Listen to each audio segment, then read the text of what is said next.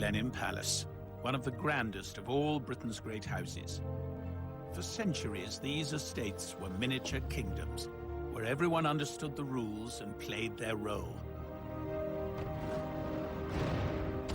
This is the story of how the First World War began the destruction of so many of these perfect worlds. 4 years of horror which notice on the old order. I'm Julian Phillips, and when I created Downton Abbey, I wanted to tell the story of this very moment in our history. There will be explosions on this tape, and passion! I wrote how the lives of the family and the servants were changed, and even ripped apart by war. We showed the women who went to work, and we watched as the doors of the house were thrown open to receive the wounded. Now I want to tell you about the men and women of a real house, Blenheim Palace, the war stories of a real Downton Abbey. This is this very room, transformed into a convalescent ward. Below stairs, I'll discover tales of heroism and tragedy. Now, this is very different from taking orders from the Ninth Duke. And upstairs, I'll seek out those who seized their chance to change. She doesn't look very retiring. She and the Bulldog have much in common. And I will explore the making of Blenheim's most famous son. Churchill was desperate to get in on the action. Well, this is a real. This is the original. I hardly dare touch it. The First World War would completely change the lives of the men and women who went through it. The world they'd die in would bear almost no resemblance to the world of their beginnings. It was a momentous time for Blenheim, and by the end, Britain would be transformed.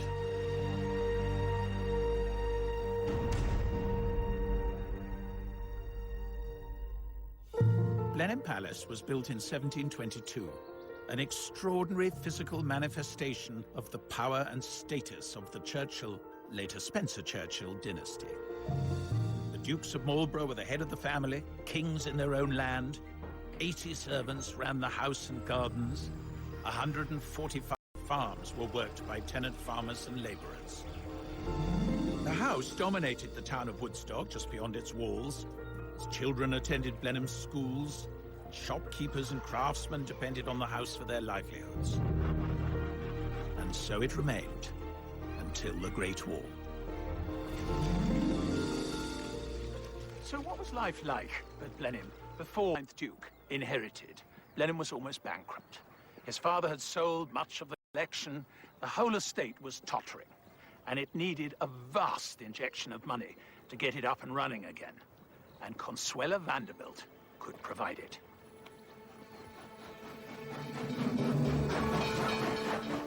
The Vanderbilt family had built one of America's largest shipping and railway fortunes, and Consuelo's father, or rather her ambitious mother, had settled a dowry on her, making her an attractive proposition for an impoverished English duke.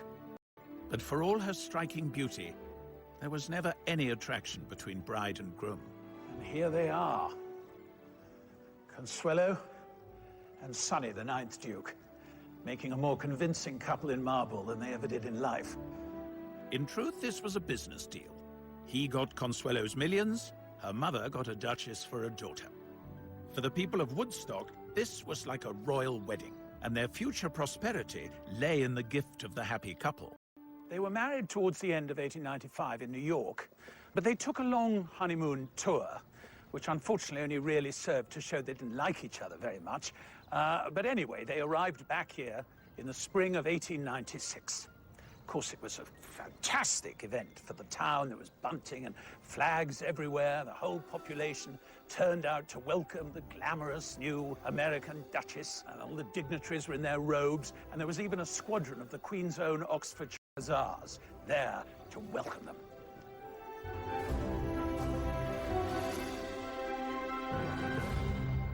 Consuelo's reception was cooler once she entered the palace. There she met her new in-laws, the Spencer Churchill family.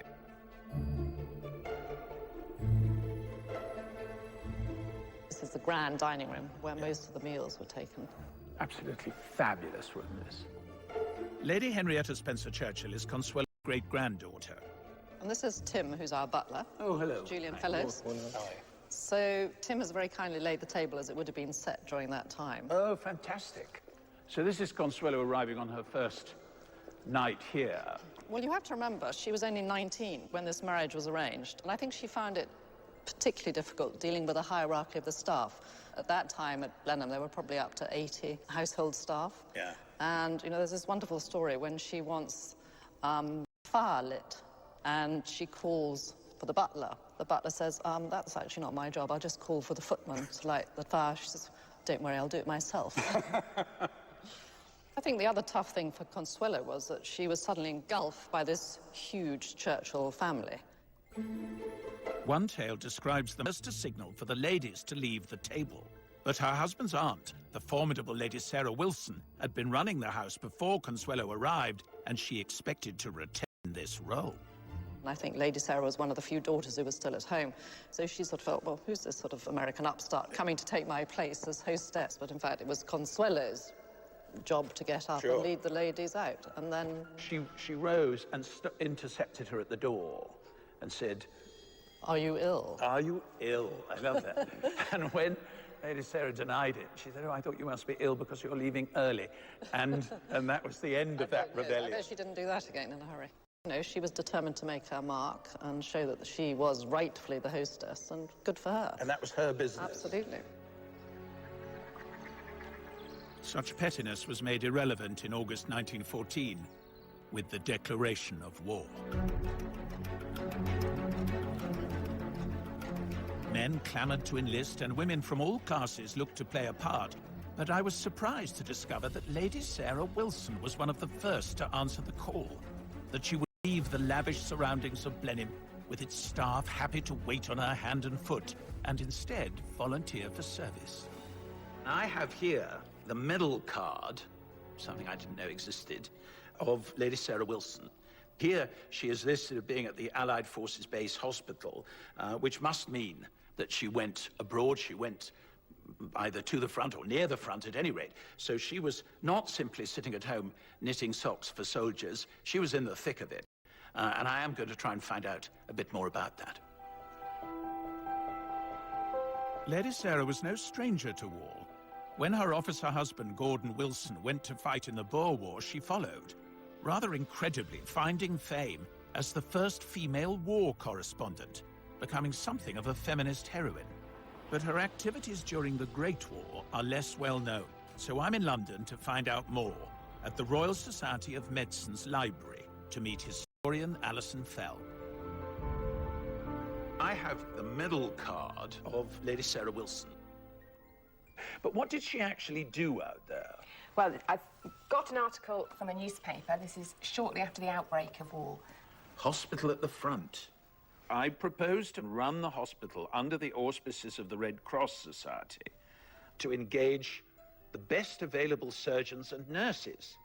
This stationary hospital of 200 beds has been gratefully accepted by the French ambassador on behalf of the French government for English and French wounded. And it would have involved an awful lot of negotiation with a number of different people setting up a hospital, and so to have to deal with the military authorities, with the Red Cross, to employ people around. This is her, is it? It is. See her confidence, I think. Yes, she doesn't look very retiring. She and the bulldog have much in common. Indeed. I mean, if she had been timid and vaguely inquiring as to whether or not she could be useful, clearly she wouldn't have got anything like as much done. And I think they would have seen, although they weren't right at the front. Yeah, but they saw the men coming in. Absolutely. A world away from her life receiving guests in a sumptuous palace, as Lady Sarah put herself within earshot of artillery fire, at the same time, her husband, Colonel Gordon Wilson, was somewhere on the front line. I have here the war diary. It's quite difficult to read. Colonel Wilson, killed, so he was killed, in November of the first year of the war, so almost immediately. So she would have found out quickly. Yeah. And I think 3 days later, she went back to Britain and to arrange the funeral. And then only 2 weeks after that, she went back out to France to the hospital. 2 weeks later? Yeah. Colonel Wilson was killed at the First Battle of Ypres in the autumn of 1914. And his death cut short a marriage of almost 23 years. But a loss such as Lady Sarah's would soon become all too common. Quite a lot of the women I've looked at who volunteered to go and do war work in France had been either widowed or had lost a son, which is interesting. Nursing their patients as if they were their son or their husband. So I think it was a way of coping with separation and then sometimes with loss. I mean, you know, even in my own family, my grandfather died in 1915, my uncle died in 1918, lots of cousins. They all had men they loved who were at the front. Yeah. And an astonishing number of families were touched by death. Grief united women from all classes, leaving more than 200,000 British widows. Sarah Wilson devoted herself to helping wounded men in France for a further 2 years. I have another document here that we found from 1960. Lady Sarah Wilson has her own hospital, which a man who was nursed there told me was the jolliest place to be ill it was possible to imagine. He said Lady Sarah herself was a veritable tonic. So bright and cheery was she always. I don't think Consuelo would have recognized this portrait. I was just about to say what a different picture of her. We get there. Before the war, I don't think she was a nice person. She certainly was extremely unpleasant to Consuelo when she first arrived at Blenheim, bullying. In some ways, maybe a war gives a woman like Sarah Wilson the opportunity to use skills in a way that had public acclaim, and she felt... Her, really. Her rival Consuelo had moved on too. She'd done her duty by bearing 2 male children, an heir and a spare, then fled the palace for London to get away from the husband she loathed. There, she dedicated herself to helping women in the workplace. It's ironic that at the same time, her estranged husband, Sonny, played a key role in getting women into work. Under his leadership, women of every class took up jobs previously reserved for men. It was a change that would alter things irrevocably long after the war was over. I'm meeting Michael Waterhouse, the 9th Duke's great-grandson. He founded this women's land corps that became the land army that we know so much about from the Second World War. Well, the Second War, we always think it's a Second World War phenomenon. But it's not. It's Sonny Marlborough as a junior Minister of Agriculture, and he encouraged women to come forward to work on the estate because all the men went off to the front. The Duke didn't stop there. He offered this very formal long library for service. Before the war, it had accommodated grand balls and glittering receptions, and it would have been unthinkable to see it filled with sick beds. You know, this very room transformed into a convalescent ward. I find there's something very moving in that, really, wanting to involve even the house. He really made Blenheim play its part in the war. You know, ploughing up the sheep walks for arable, planting cabbages in the herbaceous borders. He saw himself as a great Englishman, and he was going to do his bit for Britain, and he was jolly well also, as minister, going to use his influence to encourage other people to follow his example. This was before the National Health Service, and it was vital that these great families got involved, because in the First War, their houses were not requisitioned. They had to be offered freely by their owners. By the end of the war, 3,000 buildings became temporary hospitals. And in these hospitals, on the land and in munitions factories, 2 million British women took the place of the men who'd gone to fight. Their service would prompt first concessions, allowing women the right to vote. But it was the men of Blenheim who faced the horrors of the front line. Above stairs and below stairs, they volunteered to fight for their way of life. I'm going in search of 2 young men from very different backgrounds. One, Arthur Hine, a lowly clerk on the estate. Sergeant Hine, attached to the intelligence department. The other, Winston Churchill, the undisputed star of the Churchill family. There's absolutely no doubt that he did experience firsthand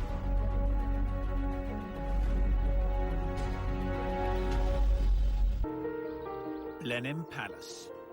For 300 years, this has been the home of the Dukes of Marlborough, head of the Churchill family. They created this jewel in 30,000 acres of Oxfordshire, where their money and status offered security to all around them.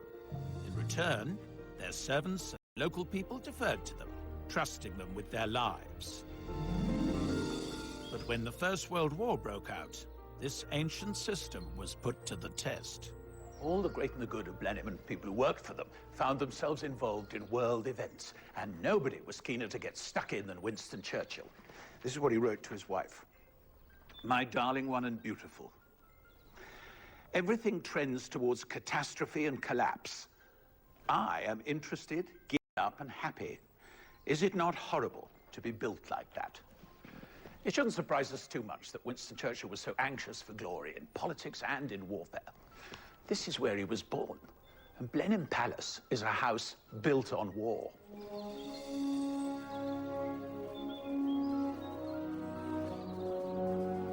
Throughout his young life, Winston had a constant reminder that war was in his blood. His ancestor John Churchill won a famous victory over France.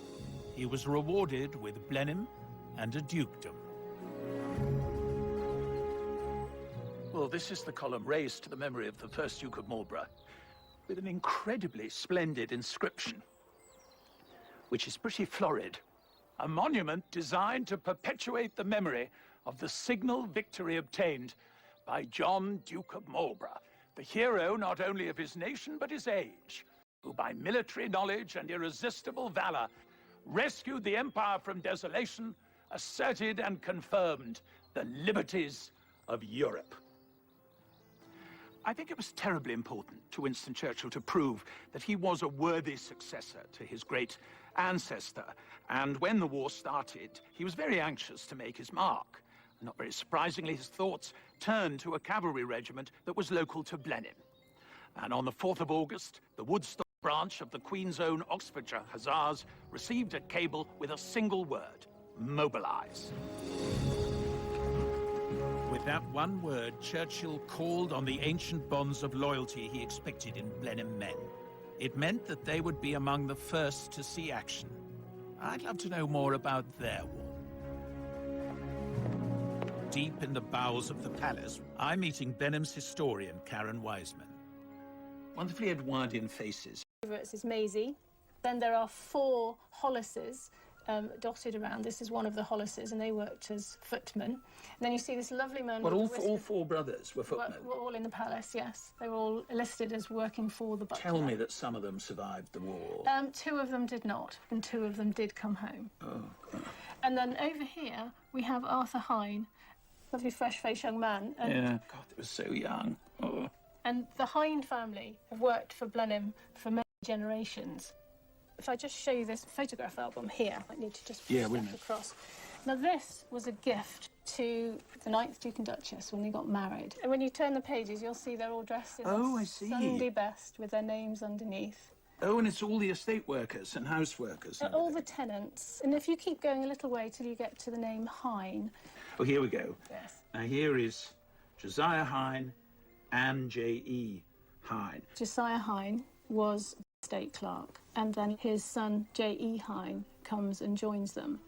Beautiful book, isn't it? Yeah. If we have a little look at this enormously heavy ledger to start off with. It's marvellous, isn't it? Look at the beautiful handwriting. Oh, and here is A.R. This is Arthur, presumably. Is this when he joins the office? Yes. He's not paid as much as his dad, but he's paid. Yes. You can see he's given quite particular jobs. Drawing plans and plotting land. One last thing to show you about Arthur Hine is we bring it up to the 1914 period. Oh, yeah. A.R. Hine is missing, so I suppose that means... He's gone off to war. He's gone off to war. He's gone off to war.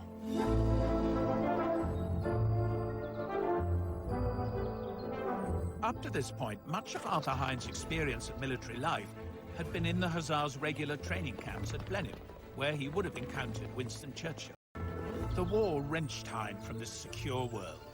In September 1914, he was in France with the Hussars. They expected a quick and glorious victory and to be back at Blenheim for Christmas.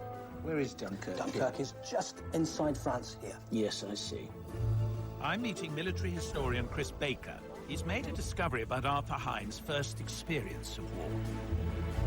So Churchill has decided to send over the Hussars And Hine goes with them, presumably. Yes. Do we have anything of his actual career once he'd crossed over? Well, what we know is that he was a dispatch rider message carrier.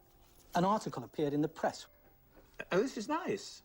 Sergeant Hine of Woodstock, attached to the intelligence department, went through the bombardment of Antwerp and was at the firing lines at the forts.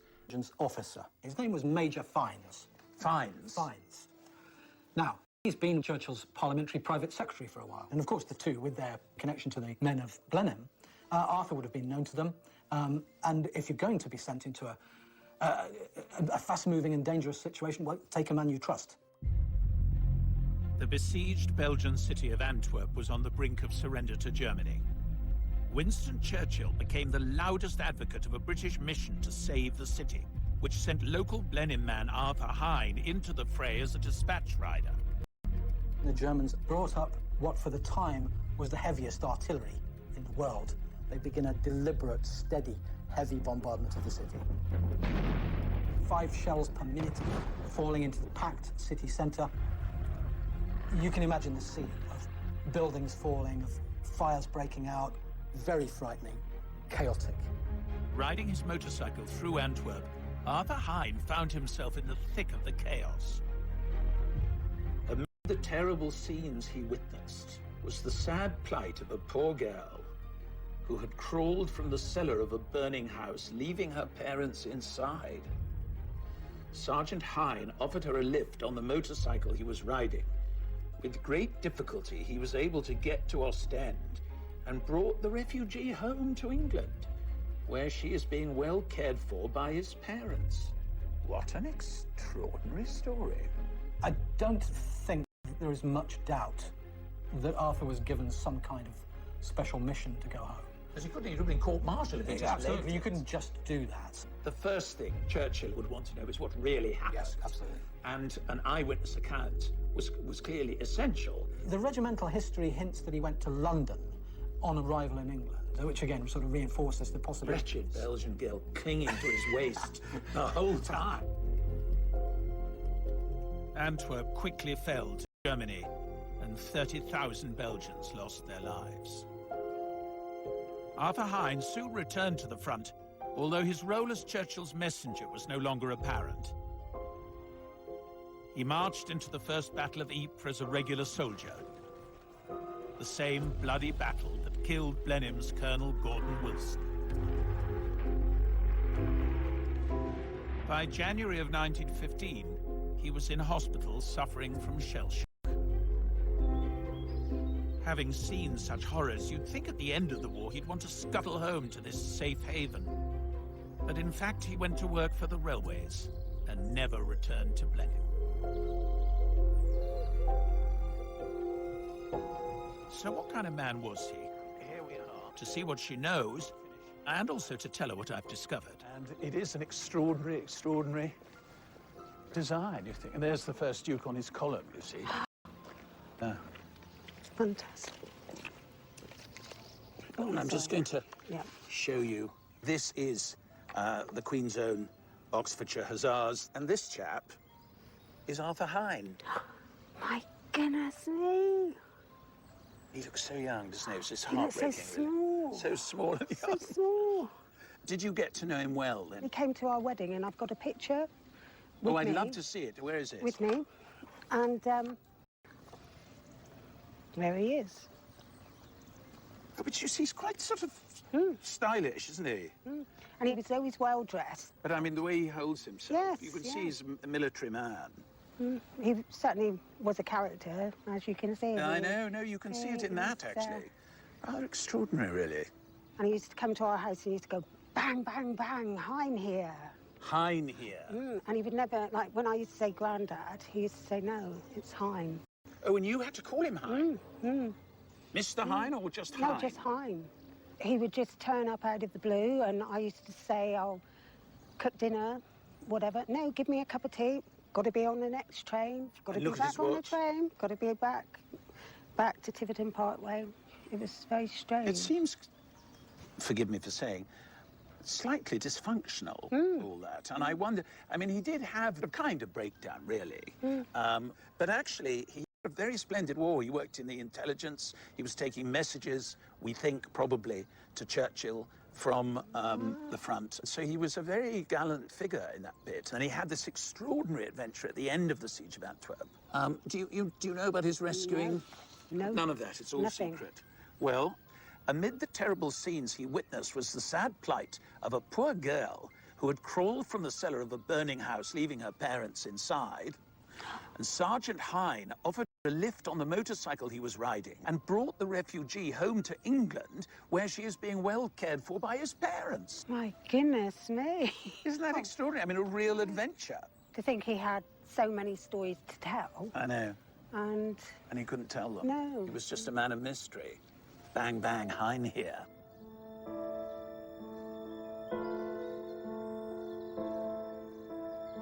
I have a sort of renewed vision of Arthur Hine as an older man, really. This almost Pinteresque figure who always had to be going to the station and was always late. But I think what it tells us more than anything is the rupture that the war brought. I mean, here he was, a Blenheim man. He knew that that man had gone and he had become someone else. And the only way he could really deal with it was to reinvent himself and start again. I find that very poignant. And I'm afraid there were many, many men who felt exactly like that. And what of that other Blenheim man who had sent Arthur Hine to war? Winston Churchill's failure to save Antwerp began the most disastrous slide in his public career.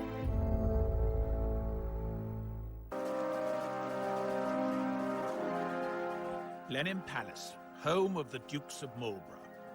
The first Duke's great victory over France brought the family wealth and influence, and the man most likely to follow in his footsteps was Winston Churchill. But the Great War threatened to defeat his ambition. As First Lord of the Admiralty, he was held responsible for the disastrous invasion at Gallipoli in Turkey. 50,000 Allied troops lost their lives. Churchill was forced out of office, and his reputation was ruined. His response was to go to the Western Front himself, as an ordinary battalion commander. This is the Cambridge College that bears his name. The letters he wrote to his wife throughout the war are kept here. Alan Packwood is the director of the Churchill Archives. He decides to go to the front, to face the danger, to be with the men who are fighting. And, very possibly to be killed. He was enormously brave in the face of really whatever happened to him. There's absolutely no doubt that he did experience firsthand the full horror of the trenches. And you might want to have a look at a key passage on this letter here. Well, this is a real letter. This is the original. This is Churchill writing back to his wife. I hardly dare touch it. So this passage down here particularly. I am sure I am going to be entirely happy out here and at peace. It's an interesting choice of words at the front. I must try to win my way as a good and sincere soldier, but do not suppose I shall run any foolish risks or do anything which is not obviously required. Always your devoted and loving husband, Winston. There's absolutely no doubt that he was personally brave, that he was very resolute under fire, and that's brought very vividly to life by this letter back to his wife, Clementine, from November 1915. So this is the original letter. We have this transcript for you here. You'd rather I touched that than that, wouldn't you? Of course. I know your sort. My darling, we have finished our first 48 hours in the trenches. It is a wild scene. Filth and rubbish everywhere. Graves built into the soil.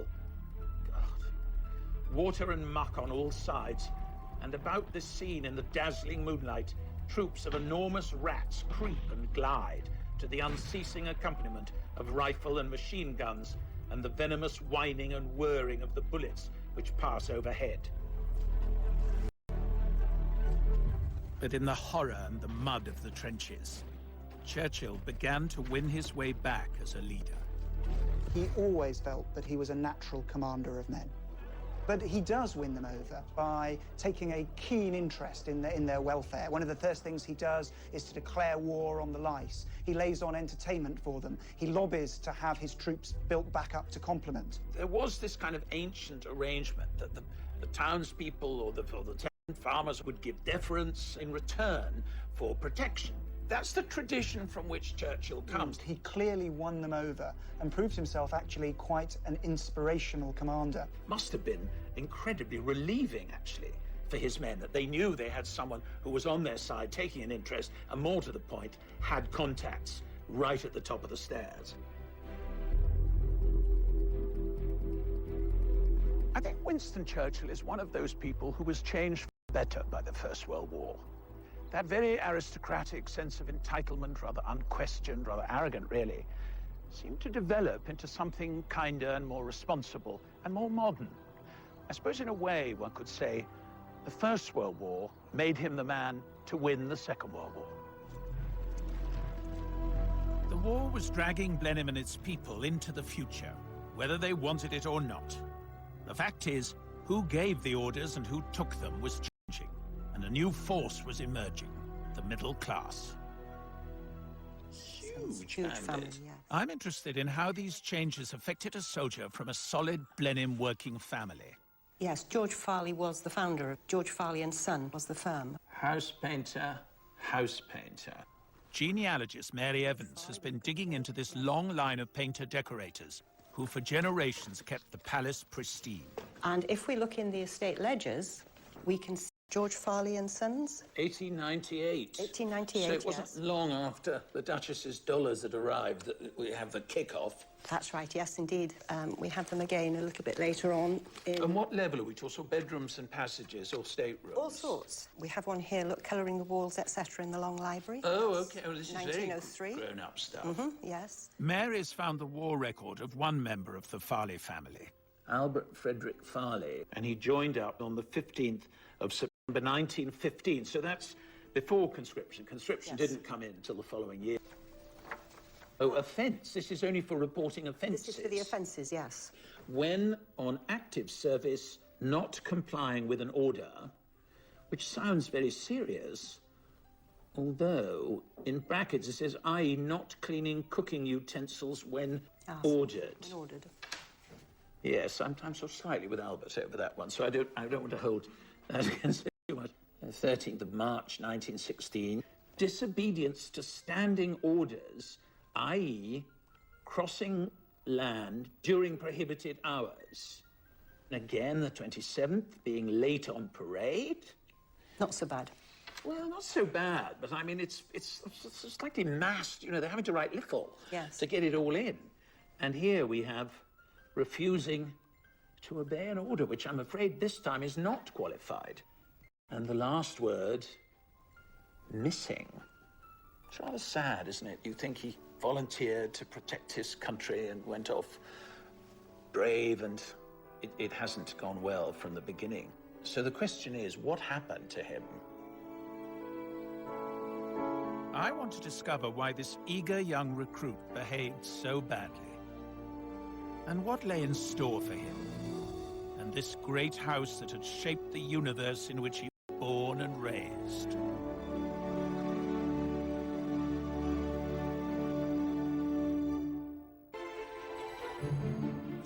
Before the First World War, Blenheim employed 25 craftsmen, from water engineers to carpenters.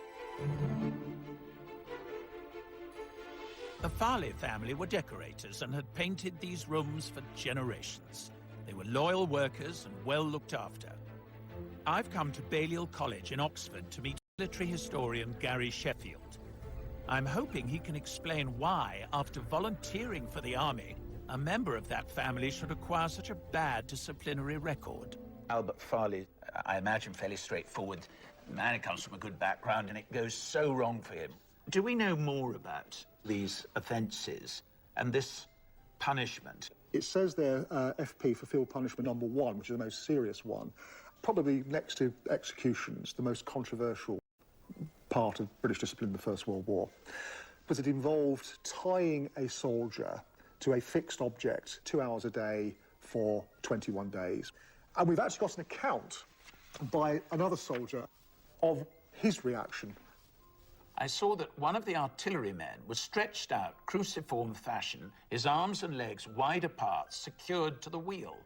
His head lolled forward as he shook it to drive away the flies. And that seemed Of this half-crucified gunner got us all groggy. That's terrible, isn't it? It's utterly inhumane.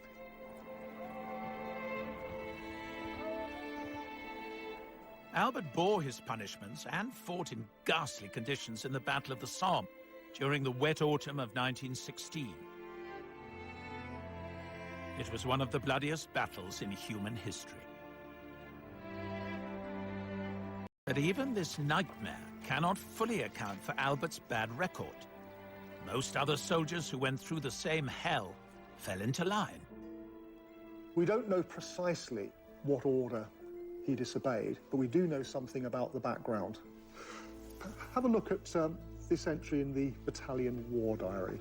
Relieved by the 6th Battalion of the Queen's Regiment, very quiet but wet, marched to Berneville, billets poor, place all mud and slush. Yes, I mean, that's the key to it, isn't it? I think it is. After terrifying days and nights in the trenches, billets, temporary living quarters at a safe distance from the front, were meant to offer desperately needed respite. One of the central facets of being an officer that would have been drummed in to people going through officer cadet units in places like this Oxford College is that your first and foremost responsibility is to look after the comfort and well-being of your men. Sure, not to pour yourself an enormous whiskey and put your feet up, which I'm sure is what they really wanted to do. And this actually shows this basic principle has been broken on this occasion. Albert Farley would have entered the army expecting his commanding officer to be someone like the Duke or Winston Churchill, who almost by instinct would look after their men in the same way a landlord would look after his tenants. Given the very heavy casualties in the fighting in 1914, you had a series of officers coming into the army who came from very different social backgrounds. Let me give you the enlistment sheet of the soldier put in command of Albert Farley. Oh, here we go. Teakle. Look where he was brought up. Of 10 Rhodesia Road, Clapham. Now, this is very different from taking orders from the 9th Duke. It's actually classic lower middle class suburbia. And his occupation is interesting for an officer. His occupation in civil life is a bank clerk. Although we mustn't be too anti Mr. Teakle. I mean, why shouldn't he be an officer? Why shouldn't he get on? You know, one mustn't think it was easy for the officers either. I keep having this sense of people taken from ordinary lives, you know. That Farley simply cannot, or perhaps will not, cope with the social change that the war has brought about. And in some ways, I think we can see Albert Farley as being a victim of it. The old society is cracking in front of his eyes, and I think he's not very pleased with what replaces it. 6 months after receiving his worst punishment, Albert Farley's war was over. Under heavy machine gun fire in the Battle of Arras, he was reported as missing and accepted as having died. In Woodstock, he is honored by this monument, along with the other local men who gave their lives for their country. When the war was over, the army sent Albert's medals to his mother, Florence. Here we have the receipt for the Victory Medal. And here she's written in, "My son, A.F. Farley." I think there's a sort of pride in that when she writes "my son." She's sort of lifting him off the page. By its end, the Great War had cost nearly 1 million lives from Britain and her empire.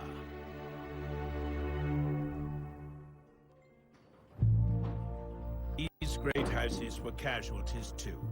The writing was on the wall for this ancient system. Many families had lost their heirs, servants were unwilling to return, taxes rose and the Great Depression followed. Vast tracts of land were sold off. In 1 year alone, 17 country houses were demolished. Many more were converted to other uses or given to the National Trust. At Blenheim, Sonny, the 9th Duke, refused to accept this change. His first wife, Consuelo built walked away from the suffocating tradition, married again and lived happily ever after. But Sonny had dedicated his life to Blenheim and he couldn't stop now. He carried on spending her money on the house and these spectacular gardens. His grandson, the 11th Duke, has built on Sonny's lifelong obsession with Blenheim and turned it into a modern business, open to the public, but still his home. He started with the Italian gardens before the First World War, and then where we're sitting now, the water terraces, he did after the First World War, from 1925 to about 1930. Just when a lot of other families were pulling in their horns, he was making Blenheim more splendid than ever before. That's correct. I mean, it's extraordinary when you think of that. Like Barter appearing at Blenheim. Yeah, well, I mean, it's wonderful that it exists today, and we're trying to keep it going.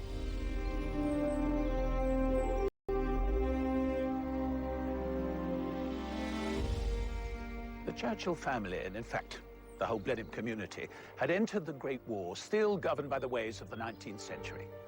They emerged from it to find themselves in the 20th. That pre-1914 existence may have lingered on for a few years in some of these houses, but the mindset had changed. The clarity of the old world, where most people accepted the role they were born to and lived by its rules, that had been replaced by something very different. Better, maybe, but definitely more uncertain.